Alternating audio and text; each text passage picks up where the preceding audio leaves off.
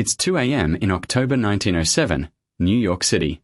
A cold winter breeze is blowing, but thousands of people are standing outside the city's largest banks. Fear is etched on their faces, passbooks in their hands. These are people whose entire life savings are deposited in the banks, and today a rumor has spread through the city that the banks are about to collapse. So they all have one thing on their minds: withdraw their money as soon as morning arrives, before it's all over. The cashiers and employees inside the bank have received a very secret and strict order from above. The order is, when the gates open in the morning and people come asking for their money, you must count the notes very slowly. Music, take your time.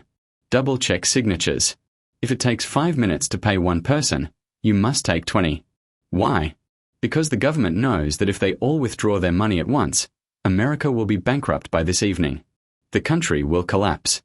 No government, no police, no system can save them. That very night, a phone call comes from Washington, D.C. The caller is none other than Theodore Roosevelt, the President of the United States. The same Roosevelt who music spent his entire political career destroying one man. The man whose companies he had dismantled. The man he always abused. Today, that same Roosevelt is calling that man and telling him, the country is about to collapse. The system has failed. Only you can save us now. And that man is a 70-year-old man with a terrible cold, coughing, and a red and swollen nose from some strange illness. He is sitting comfortably in his magnificent private library, playing cards, music. He hangs up and drops a card on the table. There is no surprise on his face. He knew this call would come. He never had any doubt. That man's name was J.P. Morgan. J.P. Morgan once said, "A person always does anything for 2 reasons. One reason that sounds good music and one reason that is real." This video isn't just the life story of a rich man. It's the story of power that's invisible to the naked eye music. This is the story of J.P. Morgan, and the truth will shake you to your core. But before I get into this story, I have something music. Have you ever wondered why Edison invented the light bulb, Tesla invented the current, Carnegie built a steel empire, Ford invented the car? What did J.P. Morgan create? Nothing. He didn't even invent a needle in his life. He didn't build a factory. He didn't invent anything new. Yet, he was the most powerful of them all. He bought the world's greatest inventors. Presidents would call him at night. He saved America from collapse twice and held an entire economy in his grasp. So the question is, and this question isn't just about Morgan. It's about all of us. Can someone, without creating anything, without inventing anything, simply by understanding the true rules of this world, rise above those who create? And if so, what are those rules? Morgan's life is the answer to this. But that answer doesn't come directly. It comes in 5 parts, each of which hides a truth that remains just as relevant today. The first question, is it a crime or a skill to make money out of someone's hardship? The second question, there are 2 kinds of people in the world, those who create music and those who put a meter on it. How could Morgan sit above geniuses like Edison and Tesla without creating a single thing? The third question, is it to fight the competition or to buy the competition? The fourth question, becoming rich is one thing. Becoming important is another. What does it mean the day your enemy, who has vowed to destroy you, calls you at night? And the fifth question, all of this has a price. And what is that price? You will learn that today. After watching this video, you'll decide for yourself whether to play this game. But without understanding it, you'll always be a pawn in it. So let's begin music. Before understanding this man and his terrifying game, learn the 3 things that made him who he is, because only then will you truly enjoy the game. We often see in movies or hear in motivational videos that a certain man rose from the streets to a palace. Nothing like that happened with J.P. Morgan. He was born in a palace. Now you might say, he was the son of a rich man. He was destined to rule. But wait. Back then, the Vanderbilt family had a son named Reginald Vanderbilt. He possessed countless wealth. Cornelius Vanderbilt had spent his entire life building an empire. But his grandson, Reginald, squandered it all on gambling and alcohol. He died at the age of 45, deeply in debt. Today, no one knows his name. So the question is, what did Morgan have that other sons of wealthy fathers didn't? The answer was in his blood.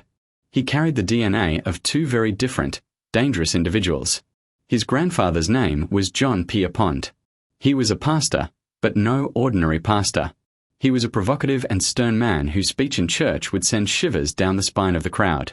He knew how to manipulate people's minds with his words. As a young child, Morgan watched as his grandfather spoke to a crowded gathering, and one thought stuck in his mind: true power doesn't lie in a cannon. True power lies in a man who can subdue an opponent without a weapon. Here, Morgan demonstrated the power of his voice and the art of intimidating by looking into their eyes that he had learned from his grandfather. John Pierre Poynton Morgan, or J.P. Morgan, was named after this grandfather. And on the other hand, was his father, Junior Spencer Morgan. A completely opposite kind of person. Cool-headed, completely calculated. He considered emotions a weakness. He was a prominent London banker. His philosophy was one of slowness, thoughtfulness, and never hasty decisions. Now, imagine the passion, enthusiasm, and power of his tongue on one side, and the shrewd, cool mind of his father on the other. When these two things came together in one child, the chemical imbalance that ensued was very dangerous for the world. Morgan was very sick from childhood. He suffered from fevers, migraines, and seizures. But his biggest problem was his nose. He suffered from rosacea and rhinophyma. These conditions caused the cells in his nose to grow so much that it gradually became red, swollen, and disfigured. As a child, Morgan remained confined indoors, unlike other children who played outside. The child who couldn't go outside went inside, into his mind, into books, into numbers. The other children's playground was Morgan's financial statement. Once in school, the teacher asked the children to write an essay on their favorite hero. The other good children in the class wrote about George Washington, Abraham Lincoln, the leaders who built the country, but this one wrote about Napoleon. His family counseled him on Napoleon. They said, "Son, he wasn't a good man. He was a dictator. He couldn't be a role model." But that 15-year-old Morgan had immense clarity in his mind. He said, Napoleon united the scattered pieces of the world. He ruled. He proved that a man's willpower can bring the world to its knees.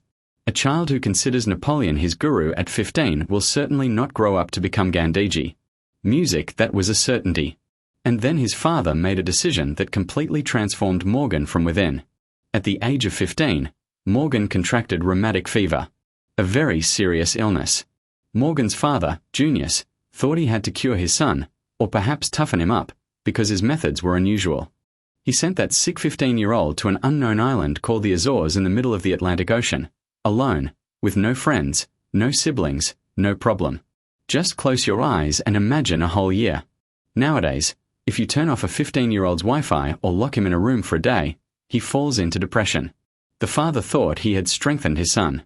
But the famous psychologist, Carl Jung, has a theory about the shadow. He says that when a person experiences severe trauma or loneliness, a shadow is born within him, a dark part hidden from the world, transforming fear and pain into strength. On that island, Morgan didn't learn how to live alone. He learned to trust no one in this world. Don't depend on anyone, because when you're weak, even your own people will leave you to die in the ocean. When that boy returned from the island music, his body had healed. But the man inside had turned to stone. He had become a man who no longer needed anyone, but instead wanted the whole world to be dependent on him. Now you've seen the roots of that man. You understand the furnace in which J.P. Morgan's mind was forged. So now let's delve into that man's true game. The first question is making money out of someone's hardship. Making money when the world is crying. At that time, the common man sits at home, closes the door, and becomes afraid. Morgan did something else at the age of 24. When Morgan was 24, the American Civil War broke out. People from the North and South were slitting each other's throats. The country was littered with corpses. The government issued a law mandating that every young man must enlist in the army and fight. But Morgan had money. There was a special rule in those days. If you had money, music you could send someone else in your place for $300. The poor went to fight. The rich paid $300 and stayed home. He used to joke that he was my second Morgan, fighting in the war. But did Morgan stay away from war? Absolutely not. He went to war, just in a different way. This story is known in history as the Hall Carbine Affair. The government had 5,000 old and worn-out rifles, worth scrap. The army had discarded them because they were old and dangerous. Some of the guns were so dangerous that they could blow off the fingers of the shooter. Morgan, along with a lawyer music, somehow bought those 5,000 guns from the government for just $3.50 each. He had a few dents painted over and the bullet barrels widened. In other words, the barrels of these rifles were slightly improved. They were bored out and converted to .58 caliber. The cost of the contraband gun was just 75 cents, and Morgan waited.